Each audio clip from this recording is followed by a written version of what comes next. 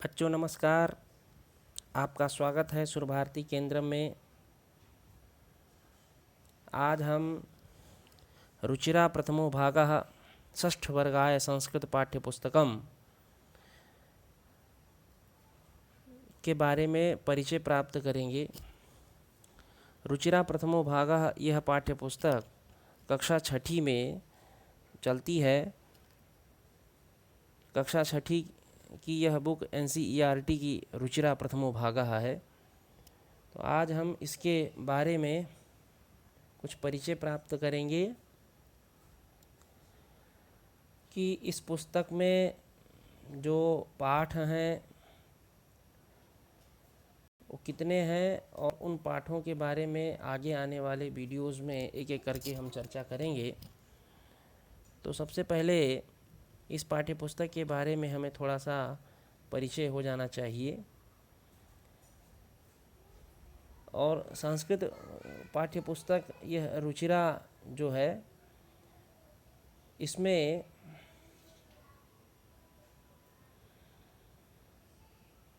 रुचिरा प्रथमो भागः में कुल 15 पाठ हैं। इसमें 5 पद्य पाठ हैं और शेष गद्य पाठ हैं। तो पद्य मतलब होता है जो गीत हो, गीत के रूप में, कविता के रूप में या श्लोकों के रूप में जो पाठ होते हैं उनको पद्य पाठ कहा जाता है। और गद्य यानी कथा, कहानी या निबंध इत्यादि जो होते हैं उनको गद्य पाठ कहा जाता है। संवादात्मक पाठ भी होते हैं जिसमें संवाद होता है। तो इसमें भी वो पाठ हैं, लेकिन मुख्यतया गद्य और पद्य में इन्होंने आपके जानकारी के लिए बताया है कि 5 पद्य पाठ हैं और शेष गद्य पाठ हैं। संवाद के बारे में आप जब आगे 7वीं में 8वीं में पहुँचेंगे तो वहाँ पर आपको और भी अच्छे से पता चलेगा। तो इसमें जो मुख्य मुख्य पाठ हैं उनके बारे में हमें चर्चा करनी चाहिए। जैसे कृषिकाः कर्मवीराः जो ये पाठ है, ये पाठ भारत में जो हमारे स्त्री पुरुष सभी लोग किसान हैं, भारत एक कृषि प्रधान देश है। तो इसमें किसानों का वर्णन किया गया है और किस तरह से किसान, हमारे देश के किसान किस तरह से सेवा करते हैं। तो किसान में केवल पुरुष ही नहीं, किसान में स्त्रियां भी खेती करती हैं। तो स्त्री पुरुष दोनों ही किसानों की बात इसमें की गई है। और आगे एक विमानयानम रचयामः एक पद है। ये बहुत ही सुंदर और सरस गीत है। इसमें कुछ बच्चे एरोप्लेन बना रहे हैं और एरोप्लेन बना करके उसमें अपनी कल्पनाओं में रंग भरते हैं। यानी कि सोचते हैं कि मैं एक विमान बनाएंगे और उस विमान में हम लोग चंद्रमा तक जाएंगे, बादलों पर उड़ेंगे, और इस तरह से बादलों को बुला लाएंगे। बादलों को बुला करके जो किसान हैं, खेती कर रहे हैं, उनके खेतों पर बादलों से बरसने के लिए कहेंगे। तो इस तरह से उसमें बच्चे, तुम जैसे जो छोटे छोटे बच्चे हैं, वो कल्पना करते हैं कि हम एक विमान बनाएंगे, एरोप्लेन बनाएंगे और उससे वो अपनी मन की जो भावनाएं हैं उसको प्रकट कर रहे हैं। आगे सूक्ति स्तव का एक पाठ है जिसमें अच्छी अच्छी बातों के बारे में बताया गया है। उसमें सूक्तियाँ हैं, सूक्तियाँ यानी जो सुंदर अच्छी बातें हैं, और वह विद्यार्थियों में जीवन से जो जुड़ी हुई बातें हैं उनके बारे में बताया गया है। और किस तरह से हमें अच्छे से व्यवहार करना चाहिए, कैसे खूब मेहनत करनी चाहिए। वहाँ पर एक सूक्ति है, उद्यमेन ही सिद्ध्यन्ति कार्याणि न मनोरथैः नहीं प्रविशन्ति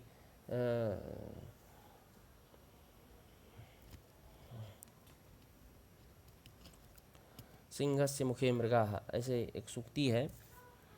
नहीं प्रविशन्ति सुप्तस्य सिंहस्य मुखे मृगाः। तो वहाँ पर कि हमें खूब मेहनत करना चाहिए, क्योंकि शेर कितना ही बलवान होता है लेकिन अगर वह सोता रहे तो वह उसे शिकार जो है उसके मुंह में आकर के नहीं घुस जाएगा, उसको भी अपने हाथ पैर चलाने पड़ते हैं। तो इस तरह से हम कितने भी सक्षम हों, लेकिन जब मेहनत नहीं करेंगे, काम नहीं करेंगे, तो फिर हम सफल नहीं हो सकते। तो यही यहाँ पे आगे बताया है कि गद्यात्मक पाठों में 3 कथाएं हैं। गद्यात्मक पाठों में 3 कथाएं हैं, 2 निबंध पाठ हैं, 2 संवादात्मक पाठ हैं। तो गद्यात्मक पाठों में यहाँ पर तीन कथाएं मतलब कहानियाँ, 3 कहानियाँ हैं, 2 निबंध पाठ हैं और 2 संवादात्मक पाठ हैं। तो वही ये सारे के सारे गद्य पाठ में आ जाते हैं। बकस्य प्रतिकारा दसमा त्वम असि आहा आचा, ये 3 कथाएं हैं। बकस्य प्रतिकारा ये बहुत ही अच्छी कथा है, जो कि भगुले की और एक कहानी है, जो जब आप आगे पढ़ोगे तो बहुत ही अच्छे से समझ में आएगा। निबंधात्मक 2 पाठ हैं, समुद्र तटः है, पुष्पोत्सवः है। समुद्र तट के बारे में वहाँ पर बताया है कि किस तरह से समुद्र तट पे लोग घूमने जाते हैं और वह एक वहाँ के रहने वाले लोगों के लिए आजीविका का बहुत बड़ा साधन है। ये सब वहाँ पे बताया है। ठीक है। तो और आगे क्रीड़ा स्पर्धा ये सब पाठ हैं। तो हम विषय सूची की तरफ चलते हैं और वहीं पे और अच्छे से पता करेंगे। ये राष्ट्रगान है पुस्तक में। राष्ट्रगान हम सबको पता होना चाहिए कि हमारा जो राष्ट्रीय गान है, जिसको हम प्रतिदिन विद्यालय में गाते हैं और जो हमारी जो राष्ट्रीयता है उसको प्रदर्शित करता है, इसके बारे में भी हमें पता होना चाहिए कि इसको लिखा किसने है। तो इसको हमारा राष्ट्रगान रविंद्रनाथ टैगोर द्वारा मूलतः बंगला भाषा में लिखा गया था और इसमें भारत के राष्ट्रगान को हिंदी में रूपांतरित करके इसको अंगीकृत किया गया था 24 जनवरी 1950 को। तो हमें क्या करना चाहिए, इसे पता रखना चाहिए, हमें पता होना चाहिए। और यह प्रत्येक पाठ्य पुस्तक में राष्ट्रगान होता है और जो संविधान की जो प्रस्तावना है वह भी होती है, उसे भी हमें पता होना चाहिए, उसे पढ़ना चाहिए, याद रखना चाहिए कि हमारा संविधान कितना महान है। तो अब हम पाठानुक्रमणिका है। पाठानुक्रमणिका का मतलब होता है विषय सूची, यानी जो पाठ में जितने पुस्तक में जितने पाठ हैं उन सभी पाठों के बारे में यहाँ पर बताया है। तो अभी हम इसके पहले पाठ के पहले तो हमने पूर्ववाक यानी उसमें जो पुस्तक निर्माण करने की जो समिति है, जिन विद्वानों ने पुस्तक को बनाया उनके परिचय और पुस्तक को बनाने के बाद उसमें पुस्तक को बनाने में किन किन लोगों का सहयोग रहा, ये सारी चीज़ें पूर्ववाक में बताई गई हैं। और भूमिका में पुस्तक के बारे में बताया गया है। और फिर आता है मंगलम यानी मंगलाचरण। तो मंगलाचरण में पहले तो हमें ये पता होना चाहिए कि मंगलाचरण होता क्या है। मंगलाचरण होता है जब हम कोई काम शुरू करना चाहते हैं, जैसे हम कोई काम प्रारंभ करते हैं तो उसके पहले हम अपने माता पिता, अपने गुरु, अपने भगवान से प्रार्थना करते हैं और कि हमारा जो काम है वह सफल हो। और इस तरह से एक अच्छी सोच के साथ जब हम कोई काम शुरू करते हैं तो वह काम अवश्य ही सफल होता है। तो इसमें मंगलम का मतलब है मंगलाचरण। तो मंगलाचरण जो है वह यहाँ पर दिया गया है और फिर शुरू होता है प्रथमा पाठा से। प्रथमा पाठा है जो ये शब्द परिचय एक, शब्द परिचय एक का मतलब इसमें तीन जो पाठ हैं, प्रथमा, द्वितीय, तृतीय, ये जो तीन पाठ हैं, इन तीनों पाठों में पुल्लिंग, स्त्रीलिंग और नपुंसक लिंग शब्दों के बारे में बताया गया है। तो जब हमें शब्दों के बारे में परिचय रहेगा तो हम आगे जब पाठ पढ़ेंगे तो चूँकि अभी आप लोगों का प्रारंभिक अवस्था है, आप लोगों की प्रारंभिक अवस्था में सबसे पहले शब्दों के बारे में जानकारी हो, क्रियाओं के बारे में जानकारी हो, तो धीरे धीरे जब आप शब्दों और क्रियाओं के बारे में जानकारी प्राप्त कर लेंगे तो आगे जब जो पाठ शुरू होंगे तो उनमें से आपको पाठ समझ में भी आएंगे और भाषा को समझने में आपको सरलता रहेगी। और फिर आगे है चतुर्था पाठा। चतुर्था पाठा यानी विद्यालयः, पंचमा पाठा वृक्षाः, षष्ठा पाठा समुद्रतटः, सप्तमा पाठा बकस्य प्रतीकारः, अष्टमा पाठा सूक्तिस्तबकः, नवमा पाठा क्रीडा स्पर्धा, और फिर दसवां पाठः जो है कृषिकाः कर्मवीराः, जो अभी हम बात कर रहे थे उसमें भूमिका में जब पढ़ रहे थे, कृषिकाः कर्मवीरा यानी किसानों के बारे में बताया गया है। तो ये वही पाठ है कृषिकाः कर्मवीरा। फिर है पुष्पोत्सवः, फूलों का उत्सव, ये पाठ बहुत सुंदर पाठ है। और आगे है दशमः त्वम् असि, विमानयानम रचयामा, जो हम पाठ बता रहे थे ना कि बच्चे जो हैं वो कल्पना कर रहे हैं कि हम एक एरोप्लेन बनाएंगे और उसके द्वारा हम बादलों में उड़ेंगे और चंद्रलोक चले जाएंगे और वहाँ पे बादलों में जाएंगे, चंद्रलोक जाएंगे, बादलों को लेकर आएंगे और जो हमारे किसान भाई बहन हैं उन सबके खेतों में बादलों से कहेंगे पानी बरसने के लिए कि पानी बरसवाएंगे। इस तरह से वहाँ पर बच्चे कल्पना कर रहे हैं। और एक चतुर्दश पाठ है जो अह आह च, यह पाठ जो है ये भी एक अच्छी कहानी है। और लास्ट पाठ है पंचदशः पाठः मातुल चंद्र बाल गीतम। मातुल चंद्र, मातुल मतलब मामा, चंद्र मतलब चाँद। तो जैसे हम छोटे थे तो हमें चंदा मामा को दिखाया जाता था। हमारे मम्मी पापा दादा दादी हमको जब गोद में लेकर के जाते थे तो दिखाते थे वो चंदा मामा। तो यहाँ पे वही मातुल चंद्र यानी चंदा मामा के बारे में बात की गई है। ये भी बहुत ही सुंदर गीत है। जब पढ़ेंगे तो इसको गाएंगे तो आप लोगों को अच्छा लगेगा और इसको खूब अच्छे से आप सबको पढ़ना है। तो ये रही इस पाठ्य पुस्तक में जो विषयानुक्रमणिका है यानी विषय सूची है, इसके बारे में ये बताया गया है इसमें। और आगे है मंगलाचरण, यानी जो अभी मंगलम पढ़े थे ना, मंगलम, तो मंगलम जो है यानी वही मंगलाचरण जो यहाँ पर बताया है।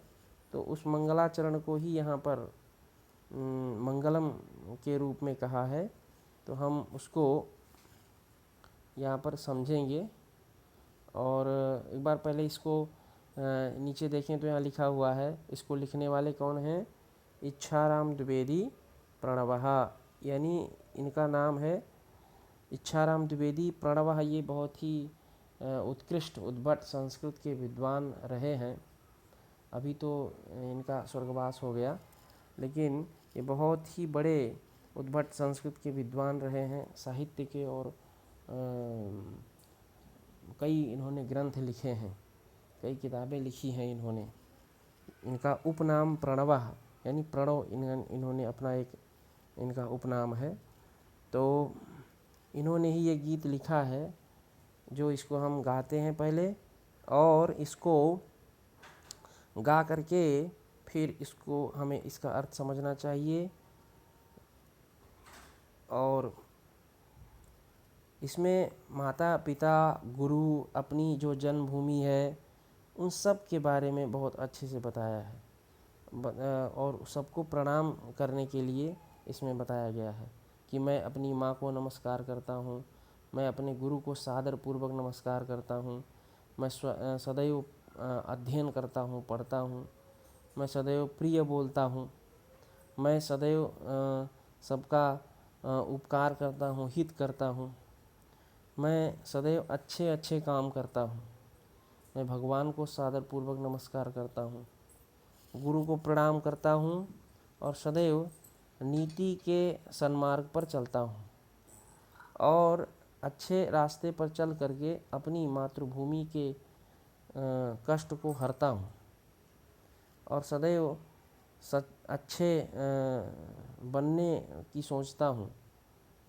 और इस तरह से लोग हमारे गुणों के बारे में बखान करते हैं। तो जब मैं अच्छा रहता हूँ, अच्छा बनता हूँ या अच्छा बनती हूँ तो लोग हमारे गुणों का बखान करते हैं, हमारे गुणों के बारे में बातचीत करते हैं और भगवान को नमस्कार करता हूँ और फिर मैं अपनी माँ को नमस्कार करता हूँ। तो इस तरह से यह गीत, पहले ये तो मैंने ऐसे ही सामान्य रूप से आपको इसका अर्थ बता दिया। अब हम एक एक करके इसको समझेंगे।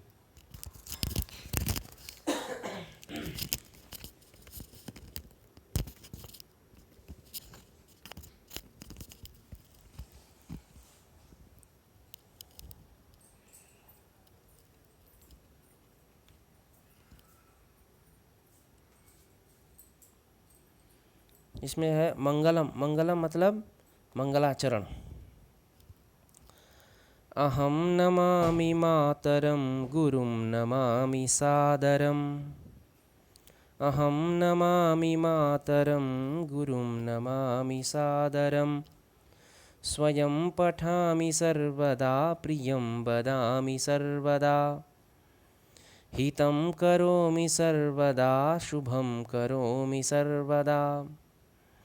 विभुं नमामि सादरं गुरुं नमामि सादरम्। अहं नमामि मातरं गुरुं नमामि सादरम्।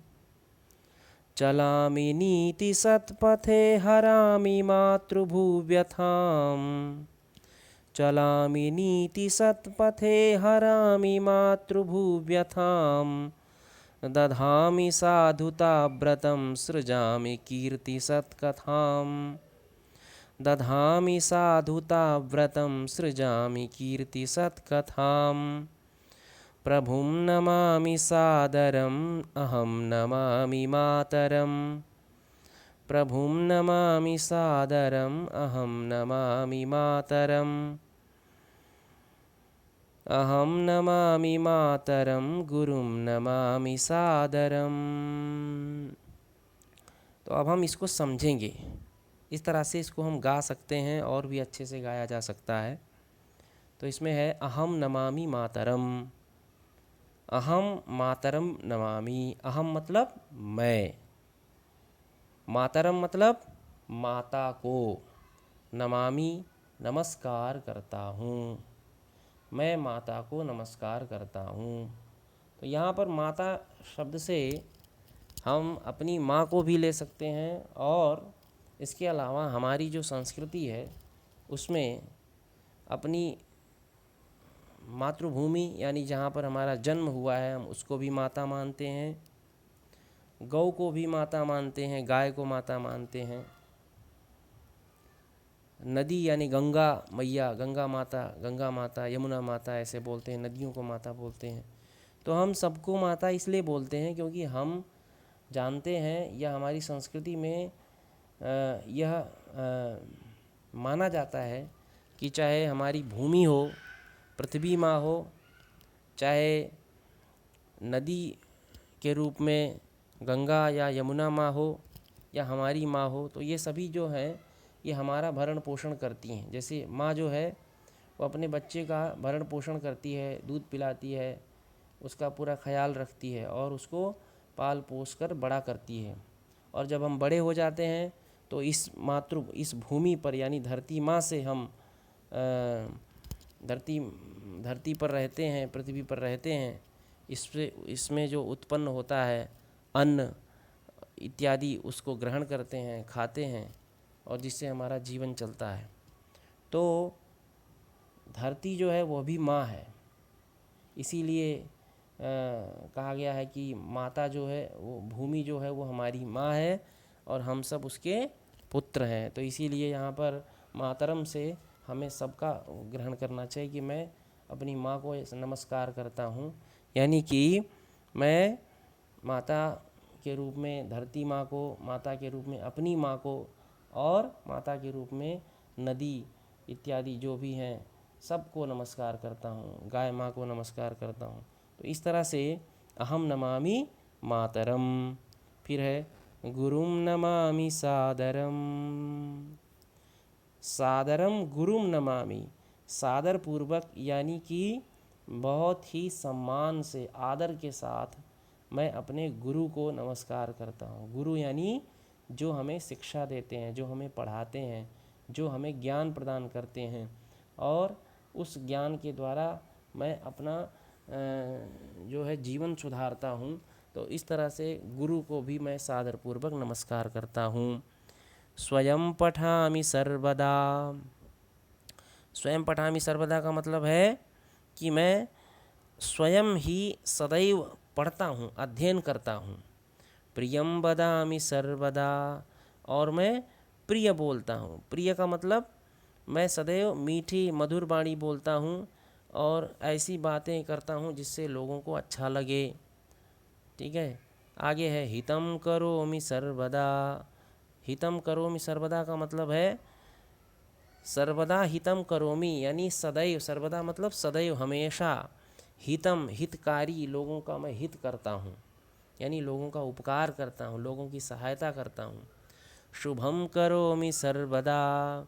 शुभम करोमि सर्वदा यानी सर्वदा शुभम करोमि, सर्वदा सदैव, शुभम मतलब अच्छा, करोमि करता हूँ, यानी कि मैं सदैव अच्छे काम करता हूँ। ठीक है, फिर है विभुम नमामि सादरम। विभुम नमामि सादरम का मतलब है कि मैं सदैव, विभु मतलब होते हैं भगवान, भगवान को आदरपूर्वक नमस्कार करता हूँ। फिर है गुरुम नमामि सादरम। तो गुरुम नमामि सादरम का मतलब जो था यही, वही यहाँ पर भी होगा। मैं सदैव आदरपूर्वक गुरु को नमस्कार करता हूँ। चलामि नीति सत्पथे। नीति सत्पथे, नीति सत्पथे चलामि। नीति मतलब होता है जो नैतिक बातें होती हैं, अच्छी अच्छी बातें होती हैं, उन अच्छी बातों को मैं ग्रहण करता हूँ और नीति के मार्ग पर चलता हूँ। नीति का मतलब है जो अच्छी बातें हैं, उन अच्छी बातों को अपने जीवन पर, जो जीवन में ग्रहण करता हूँ और नीति के सन्मार्ग पर, नीति के मार्ग पर चलता हूँ। यानी जो हमारे बड़े लोग, गुरु माता पिता जो कहते हैं, उनकी अच्छी बातों को अपने जीवन में उतारता हूँ। तो नीति के सन्मार्ग पर चलता हूँ। हरामि मातृभूव्यथाम। तो जब मैं अच्छे रास्ते पर चलूँगा, नीति के रास्ते पर चलूँगा, तो क्या होगा, मैं अपनी मातृभूमि के कष्ट को हरता हूँ। यानी हमारी जो मातृभूमि में कष्ट है, कमियां हैं, उनको मैं हरता हूँ। ठीक है, और ये हरामि मातृभूव्यथाम, मातृभूव्यथाम हरामि, यानी मातृभूमि का जो कष्ट है उसको मैं हरण करता हूँ। तो कहोगे मातृभूमि में कौन सा कष्ट होता है? जब हम जिस जन्मभूमि में जहाँ पर हम पैदा होते हैं और जब हम कुछ अच्छे काम करते हैं जिससे हम महान हो जाते हैं, तो फिर वह मातृभूमि भी महान हो जाती है। इसीलिए यहाँ पर कहा है कि जब मैं नीति सतपथ यानी नीति के मार्ग पर चलता हूँ, तो इस तरह से मैं अपनी मातृभूमि के कष्ट को हरता हूँ। दधामि साधुता व्रतम सृजामि कीर्ति सत्कथाम। दधामि साधुता व्रतम मतलब मैं साधुता यानी अच्छाई के नियम का पालन करता हूँ। साधुता व्रतम, व्रत मतलब जैसे नियम पालन करते हैं ना, व्रत रहते हैं लोग, तो व्रत रहते हैं तो क्या करते हैं, कुछ नियम पालन करते हैं। जैसे लोग व्रत रहते हैं तो क्या करते हैं, अन्न नहीं खाते हैं, तो वह भी क्या है, एक व्रत है, नियम है। तो ऐसे ही एक अच्छाई का भी व्रत होता है कि मैं अच्छा ही बनूंगा। साधुता मतलब होता है सज्जनता, अच्छाई, अच्छापन, तो उसका भी मैं उस तरह से भी बनने को सोचता हूँ। फिर जब मैं अच्छा बन साधुता व्रतम को यानी साधुता के व्रत को धारण करता हूँ, तो फिर मैं सृजामि कीर्ति सत्कथाम, लोग हमारे सद्गुणों को या हमारी जो हमारे गुण हैं, जो हमारा यश है, उसको लोग आपस में कहते हैं या बखान करते हैं। यानी कि जब कोई अच्छा बनता है, जैसे जब हम अच्छे बनेंगे तो लोग हमें हमारा गुणगान करेंगे, हमारे बारे में कहेंगे कि देखो वो कितना अच्छा लड़का है, देखो वो कितनी अच्छी लड़की है, कितना सद्गुण है उसमें, कितने अच्छे गुण हैं, इन सबका आदर करती है, सबका आदर करता है। तो इस तरह से सबके बारे में यहाँ पर उसके बारे में आपस में बात करते हैं। घर के लोग, माता पिता, भाई बहन और जो भी सगे संबंधी हैं, वो लोग बात करते हैं, देखो ये कितना अच्छा लड़का है या ये कितनी अच्छी बिटिया है।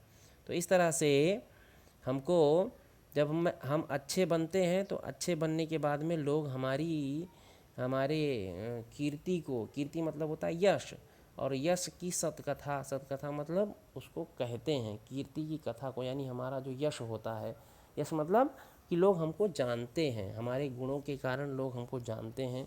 तो एक तरह से मैं जब अच्छा काम करता हूँ तो मैं अपने गुणों गुणों के द्वारा, अपने गुणों के द्वारा मैं लोगों को जन्माता हूँ, यानी लोग हमको जानते हैं। आगे है प्रभुम नमामि सादरम, आदर पूर्वक मैं प्रभु को नमस्कार करता हूँ। प्रभु मतलब भगवान, ईश्वर, अल्लाह इत्यादि जो भी हैं, वो उन सबको मैं क्या करता हूँ, आदर पूर्वक नमस्कार करता हूँ। प्रभुम नमामि सादरम, तो यानी प्रभु जो है वो भगवान, तो हमारे भगवान जिसकी इसमें श्रद्धा होती है उसके लिए यहाँ पे प्रभुम कहा गया है। तो प्रभुम यानी कि भगवान को मैं आदरपूर्वक नमस्कार करता हूँ। अहम नमामि मातरम, और फिर मैं अपनी माता को नमस्कार करता हूँ। तो ये अहम नमामि मातरम जो यहाँ पर आया था, ये यहाँ पर अहम नमामि मातरम, तो वही यहाँ पे भी लास्ट में है अहम नमामि मातरम। तो इसको हमें अच्छे से गाना चाहिए और प्रतिदिन गाना चाहिए। ये है इस पुस्तक का मंगलाचरण है। इसको आज हमने एक लंबे वीडियो में आप सबको समझाया। तो ये मंगल को, हमें मंगलम को पढ़ना चाहिए और इस पुस्तक के बारे में आपको बताया। ठीक है, तो इस तरह से आप लोगों को प्रतिदिन हम इसके पाठ के बारे में एक एक करके प्रत्येक पाठ को समझाएंगे। आप लोग हमारे वीडियो को देखिए और अपने साथियों को बताइए, और जब आप बताएंगे तो इस पाठ को पढ़ेंगे, सभी छात्रों को इसका लाभ होगा। नमस्कार।